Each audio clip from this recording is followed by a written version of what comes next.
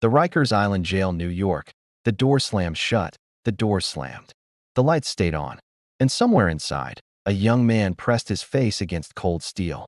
He was shouting, begging, alone. The camera above him blinked red, recording every moment. No one came. By morning, he would be gone. And no one outside the island would know his name. Rikers Island is not a prison you escape. It is a place that slowly erodes hope, day by day. An island of noise.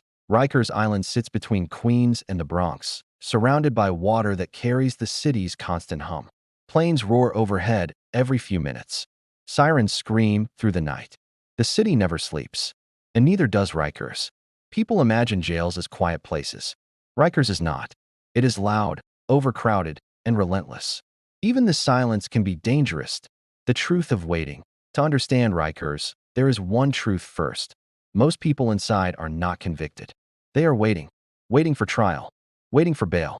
Waiting for a court date. Waiting for someone to notice. The jail was meant for short stays, a few days, a few weeks. But the city grew. Crime rose. Courts slowed. And Rikers became something else. Something larger. Something darker. Arrival and forgottenness. When you arrive, the city seems distant. You come in on a bus. Hands cuffed. Eyes tired. Tall fences loom. Concrete buildings stretch above you. Watchtowers survey every corner. The air smells of fuel, water, and steel. Someone whispers, "Welcome to hell." No one laughs. Inside, everything moves fast and slow at the same time. Tempers flare quickly. Help comes slowly. Fights break out instantly. Answers take forever. Guards and survival. The guards are overwhelmed. Too many inmates. Too few officers. Long shifts. Low pay. High stress. Some officers try. Some give up. Some cross lines they never thought they would. The inmates learn quickly. Respect is more important than rules. Strength matters more than truth. Silence can save your life. Cells are packed. Lights stay on. Sleep comes in fragments. Fights and chaos. Fights erupt over small things.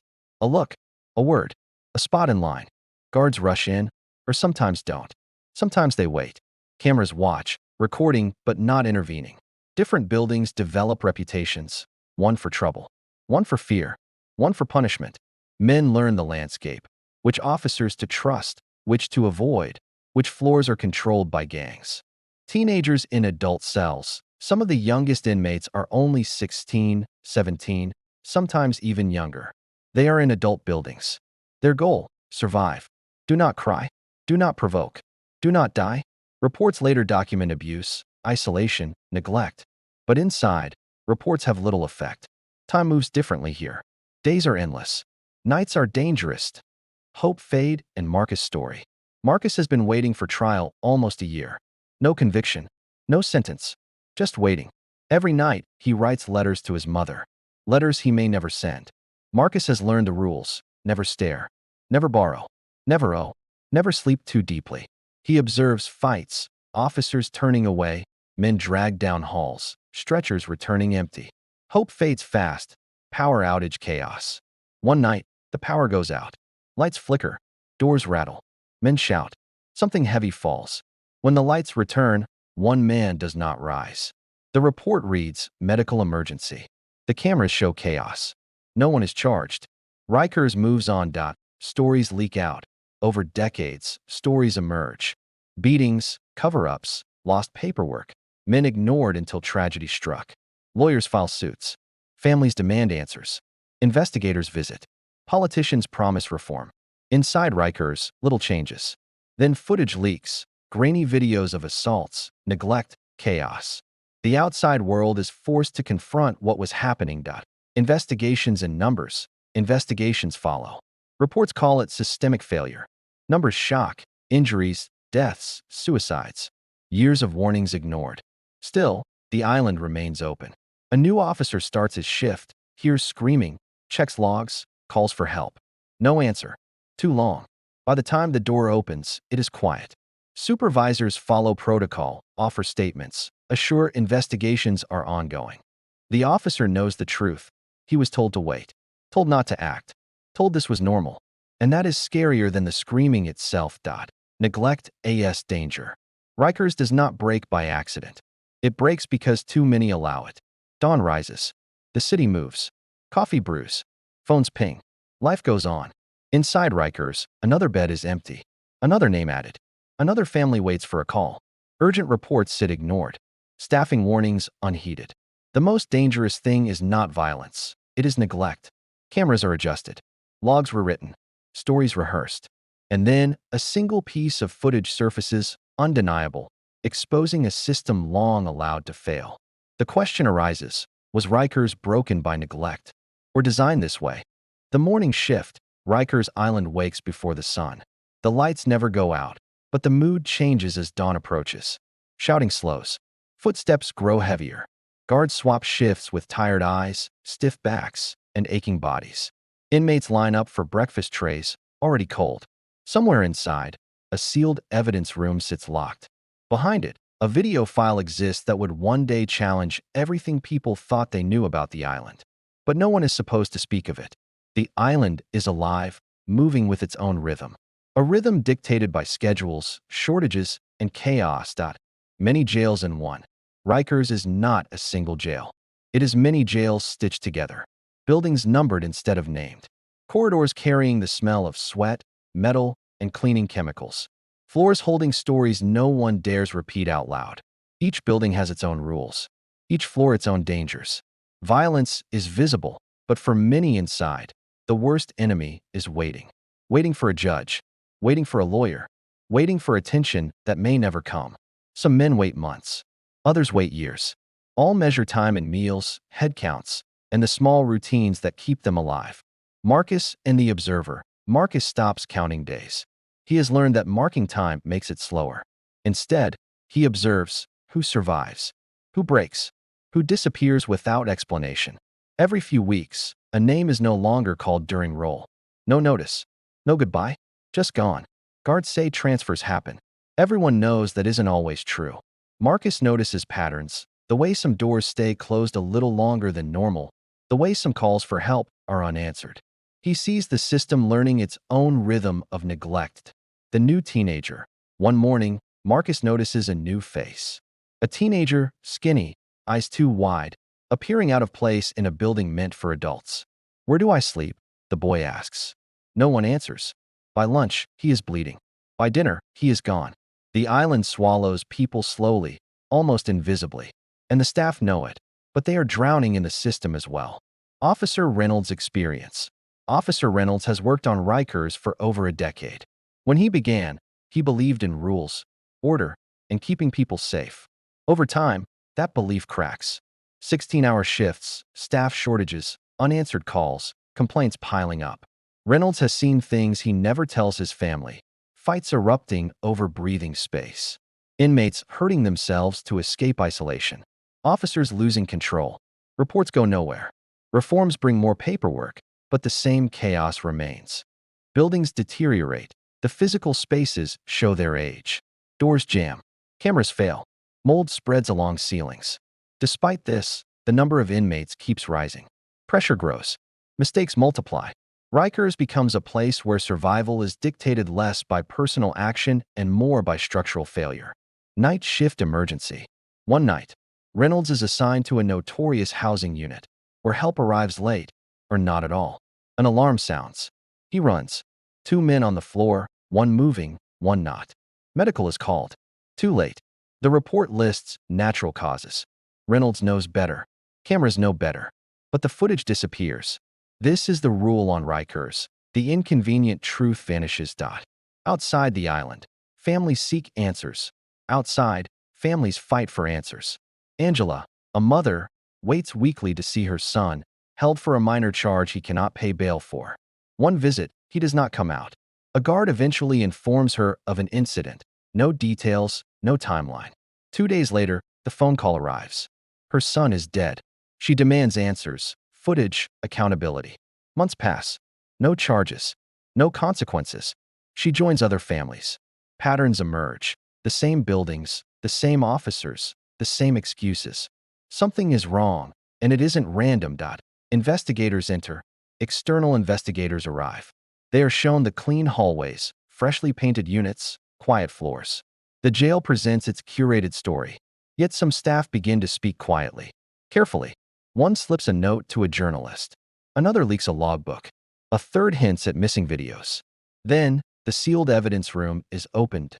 The footage that changed everything. Inside, they find more than old tapes. The footage reveals unanswered calls, waiting, doors left closed. Officers standing still, following orders, or paralyzed by fear. Investigators trace patterns, shift schedules, response times, missing reports. The system is not chaotic, it is negligent. Rikers punishes poverty, delay, and silence. Those who cannot pay bail pay with time, and sometimes with their lives. Escalating pressure and whistleblowers. The city feels the pressure. Headlines grow. Lawyers push harder. Officials promise change, again. Inside, rules remain simple: survive or disappear. Marcus notices shifts in behavior. Guards whisper. Units lock down more. Movements restricted. He is questioned, carefully. His responses are measured. Food trays are delayed. Recreation canceled. Names called and crossed off during counts. Someone is watching him. Officer Reynolds sees the pattern too. Both know being noticed can be dangerous. Leaked footage and federal involvement. The leaked footage spreads. Civil rights groups intervene. Federal investigators open cases. Documents surface. Emails, warnings ignored for years. The phrase constitutional violations appears. Federal takeover follows. City officials panic. Rikers is no longer a secret. A former inmate comes forward with proof, photos, logs, dates aligning with deaths. One supervisor's name repeats again and again. Reynolds and Marcus recognize it. Investigators seek interviews. The supervisor refuses, then retires quietly. Reopened evidence room and systemic failure. The sealed evidence room reopens. Investigators uncover urgent reports, signed but ignored. Proof that the city knew and did nothing. Plans to close and replace Rikers are announced. But closing a jail does not erase what happened inside. Marcus and the silence. That night, Marcus lies awake. He senses a shift. Footsteps approach. Keys rattle. A guard stops. You should have kept your mouth shut, he whispers. The door opens. Marcus realizes the truth. The most dangerous part of Rikers is not the inmates. It is the silence. And someone is coming to ensure his voice is the next one erased. The door closes. The door closed behind Marcus. Not slammed. Not locked fast. Just closed. Slow. Quiet. And that quiet scared him more than shouting ever had. The guard did not speak again. He walked away. Footsteps faded into the ambient noise of the building. Clanging metal, distant voices, doors rattling. Marcus was alone. White walls. No window. A single camera in the corner. The light buzzed above his head. This was not a cell. This was isolation. On Rikers Island, isolation is punishment without bruises. No fists, no blood. Just time. Silence.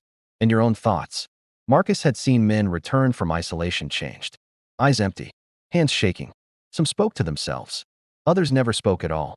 A small slot in the door provided the only contact with the outside world. Food passed through it. Days passed through it. Marcus sat on the hard bench. Tried to breathe. He knew why he was there. He had spoken, not loudly, not publicly, but enough.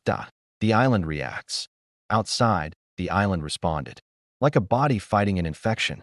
Systems tightened. Control asserted. Officer Reynolds was summoned into a small office. No windows. A single desk. Two supervisors waited. They didn't ask about his shift. They didn't ask if he was okay. Have you been talking to anyone? Reynolds understood immediately. This was not about safety. It was about control. I follow protocol, he said, the safest answer. One supervisor leaned forward. We don't need heroes. We need order. Reynolds left knowing something crucial. The island knew it was under scrutiny. It was closing ranks. Inside, rules tightened. Lockdowns increased. Phone calls were cut short. Visits canceled for security reasons. Tension thickened the air. Arguments escalated into fights. Guards acted quickly, sometimes harshly. Assistance was slower. The island was angry. The story spreads outside. Meanwhile, outside Rikers, the story grew. More families came forward. Lawyers spoke to the press. Former inmates shared stories that could no longer be ignored. One man recounted being restrained while injured. Another described pleading for medical help that never came. A woman described waiting for trial over a year for a minor charge. Patterns began to emerge. The same buildings, the same delays, the same missing footage. Federal investigators expanded the case. Subpoenas were issued. Emails and records pulled from dusty storage. What they uncovered was disturbing. Warnings had been sent for years, staffing shortages, rising injuries, suicide risks. Each warning acknowledged, then buried. The city prioritized speed over safety, silence over accountability. Marcus in isolation. Back on the island, Marcus loses track of time. No clock, no window. Lights always on. Food arrives twice a day, sometimes late, sometimes cold, sometimes missing. He knocks on the door. Requests a lawyer. No response. He knocks again. Requests medical attention. No response. By the third day, his own voice sounded strange to him. Isolation worked slowly and deliberately. Reynolds checks logs. Marcus is still listed as temporary placement. Temporary, in Rikers terms, can mean days or weeks or longer. Reynolds walks past the isolation unit. Stops. Listens. He hears nothing. That night, he cannot sleep. He thinks of his first year on the job, how he believed he could make a difference, and how the island taught him otherwise. He thinks of the leaked footage, the public reports, and makes a decision. Copying the files. The next morning, Reynolds begins copying files, logs, shift records, response times. He knows it is risky, but worse than risk is inaction. Meanwhile, the city announces a press conference, promises of reform, oversight, and change. Families watch. Some hope. Most remain skeptical. Angela holds her son's photo, shakes her head. She has heard it all before. That night, Marcus's door opens. A tray slides in. Under it, a note. 3 words. Stay quiet. Survive. Someone inside knows. Someone inside cares. But caring in Rikers is dangerous. Chaos and covert orders. The next day, incidents erupt elsewhere in the facility. Fights break out. Chaos spreads. Alarms blare. Guards respond, or hesitate. Cameras go offline. Officially a technical issue, unofficially convenient. Reynolds watches. Radios buzz. Commands given. Hold position. Men shout. Doors remain closed. The official report. Disturbance resolved. Inside isolation, Marcus hears the alarms, knows something significant is happening, and senses the eyes of the system on him. Investigators arrive. That evening, investigators arrive unannounced. Not for a tour, for interviews. Officers are pulled aside, separated, questioned. Some lie. Some stay silent. Some break. Reynolds quietly hands over the copied files. Investigators review timestamps, patterns, and names. This is serious, one says. I know, Reynolds responds. Marcus moves and truth emerges. Later, Marcus is moved. Cuffed, escorted down the hall, not to another cell, but to intake. Papers, phones, the promise of legal support await. A man is led past, an officer, handcuffed. Head down. The supervisor from the reports. The untouchable one. The lawyer whispers, there's an investigation. You're a witness now. Marcus feels fear and relief crash together. Outside, cameras record. Flashbulbs pop. Rikers is exposed. Inside, the island is still fighting. As the transport van doors close, a radio crackles. Lock everything down. No more mistakes. Somewhere deep inside, documents are shredded. Hard drives wiped. Doors closed. The island knows the end is coming, and it is willing to destroy everything to protect itself. The lockdown came without warning. Doors slammed across the island in unison, metal echoing down long hallways. Radios crackled with short, sharp commands. Guards stopped moving. Inmates were forced back into cells. No one explained why. They never did. From the outside, it may have looked calm. From the inside, it felt like a storm trapped behind concrete. Marcus sat in the transport van, hands cuffed. He watched Rikers slide past through the small window. For the first time since arriving, he was leaving the island. But he did not feel free, not yet. The lawyer across from him spoke quietly. You are not charged. You are a witness. That makes you valuable. And that makes you vulnerable. Marcus nodded, understanding the weight of both words. Panic inside the island. Back on the island, Officer Reynolds stood in a locked unit, listening to radio chatter. Orders came fast, sometimes contradicting each other. Hold position, resume movement, lock it down again. This was not control. This was panic. Federal investigators had not only interviewed staff, they had seized records. Entire boxes, servers, backup drives no one remembered existed. For years, Rikers survived because its information was scattered. No single file told the whole story. Now, someone was piecing it together. Inside a small office near administration, officials sat in silence. Screens showed video after video, unanswered alarms, delayed responses, men in distress, doors remaining closed. One official finally spoke. "If this gets out," he said, "it's over." It was already out, they just didn't know how much. Media and public awareness. News trucks gathered at the edge of the bridge. Helicopters circled. Reporters spoke into cameras with solemn faces. Sources say federal investigators are considering emergency action at Rikers Island. Families watched from home. Some cried. Some felt anger. Some felt nothing at all. They had learned not to hope too much. Angela sat at her kitchen table, the same place she had waited for calls that never came. She watched the screen closely. This time felt different. Inside, inmates could feel it too. Guards were short-tempered, eyes darting. Tension hung in the air. In one housing unit, a man shouted, "They're scared." Laughter followed, then a fight, then alarms. The island was cracking. Officer Reynolds speaks. Officer Reynolds was pulled aside by a new set of supervisors, some wearing federal badges. They asked him to speak freely. He spoke about staffing shortages, ignored warnings, delayed responses, and orders to wait or look away. When he finished, silence filled the room. One investigator said slowly, "This isn't just mismanagement. This is systemic." Reynolds felt a weight lift from his chest, and another settle. Fear. Witnesses were being named. Protections discussed. Transfers planned. Rumors spread faster than facts inside Rikers. Some said the jail would close immediately. Some said the military was coming. Some said nothing would change. The truth was worse. The island fought back. The fire alarm incident. That night, a fire alarm sounded in a housing unit.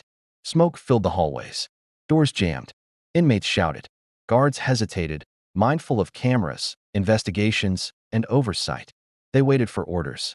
By the time doors opened, men had been harmed. The report later blamed faulty equipment. Again, outside, investigators added another case to their growing list. Marcus, meanwhile, spent the night in a holding facility far from the island.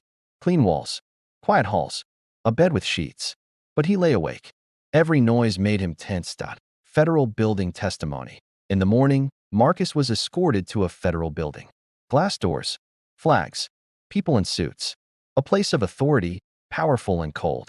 He was placed in a small room and asked to tell his story from the beginning. He spoke of waiting, fear, isolation, the note, and the doors that stayed closed. He spoke until his throat ached. When he finished, the investigator closed the notebook. "You're not alone," she said. Marcus wasn't sure he believed her. The wall of silence breaks. Back on the island, something unexpected occurred. Longtime officers began resigning, some quietly, some publicly, some turning over files. The wall of silence was cracking. Emails leaked. Messages showed officials prioritizing optics over safety, numbers over lives. Public outrage grew. City leaders were forced to respond, not with promises, but with action. An emergency court order was issued. Federal oversight enforced immediate changes. Rikers would no longer operate without supervision. Inside, the announcement came over the loudspeaker. Few believed it. Then new guards from outside agencies arrived. Some inmates cheered. Some remained silent. They knew hope could be dangerous. Officer Reynolds was reassigned, protected, for now. Marcus released, and the missing drive.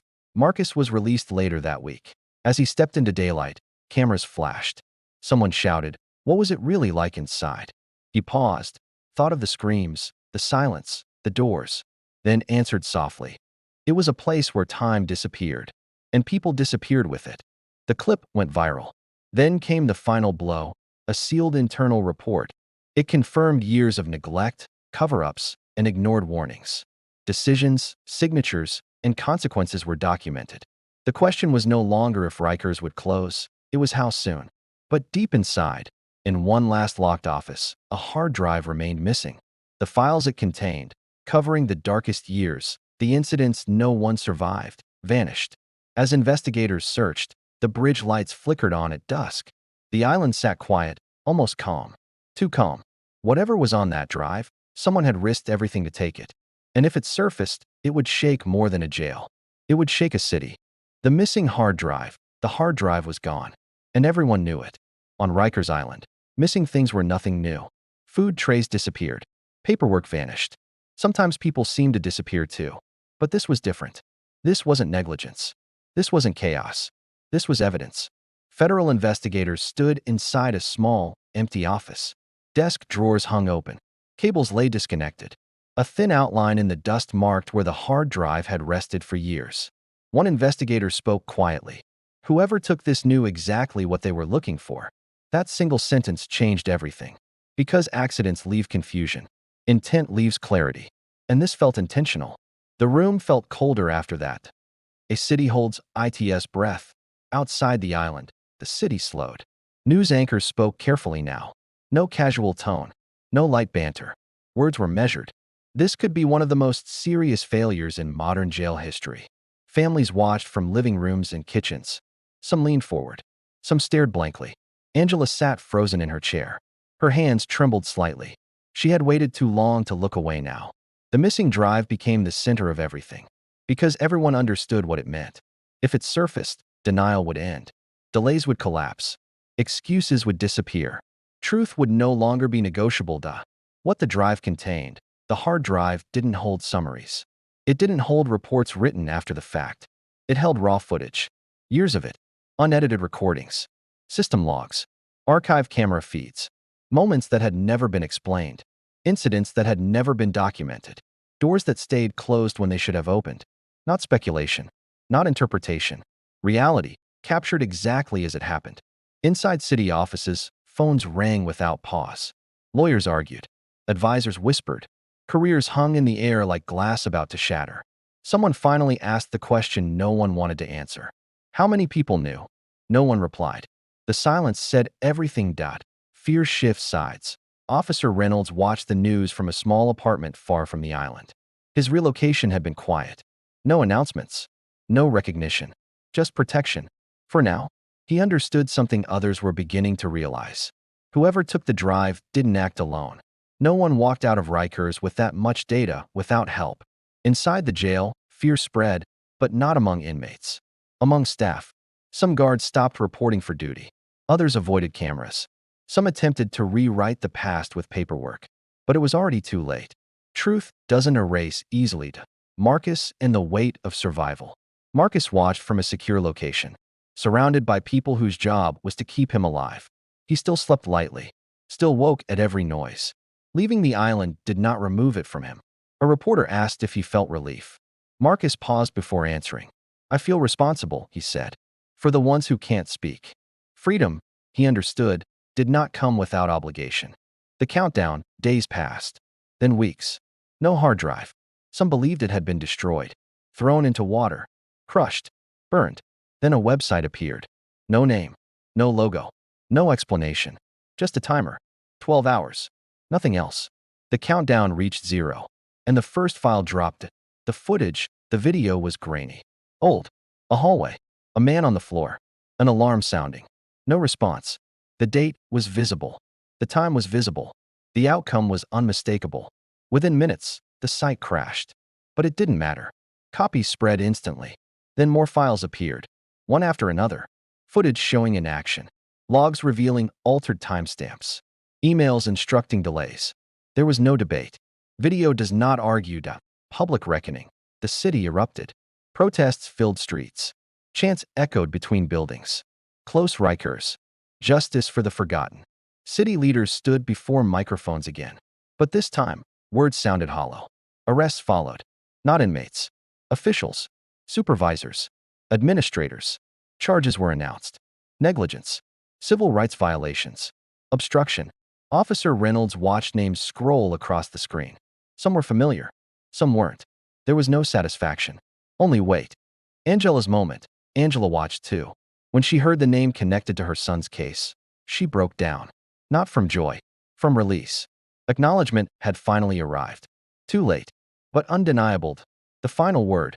Marcus was asked to speak one last time. To close the story, he stood calmly before the cameras. Rikers was never just a jail, he said. It was a mirror.